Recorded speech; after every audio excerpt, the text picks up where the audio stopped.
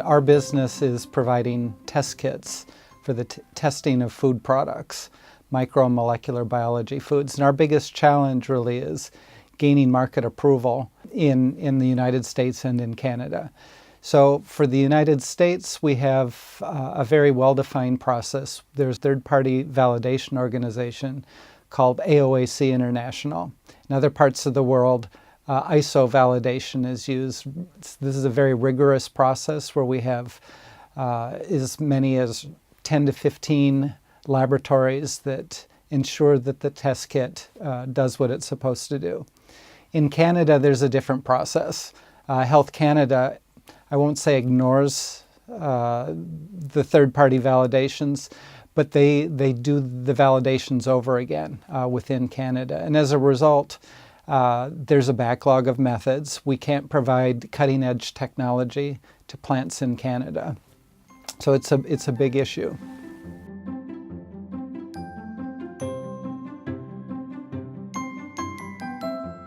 I really do think that they are coming together, and if you look at the foundation of the Safe Food for Canadian Act, FSMA, and even the recent China food safety law, they're all based in Codex, and Codex Alimentarius is the foundation of the food code, the food safety standards around the world.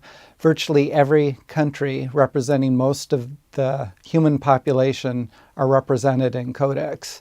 The trouble is that even though the standards are the same, it's the interpretation of those standards and then the implementation of those standards. And so even though FSMA and Safe Foods for Canadian Act are very similar in what they require, it's how they are implemented and enforced and interpreted that is the issue.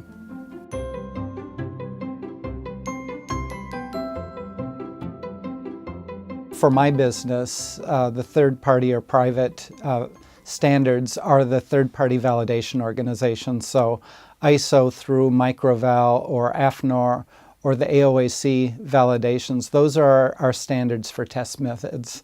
As a company, I would like to see those standards adopted around the world. There are a few countries around the world that do their own validation. Brazil is one, China is one, and Canada is another very notable example. And adoption of these private standards, either through GFSI or these validation standards, makes doing business for the food producers and the test kit manufacturers a lot easier.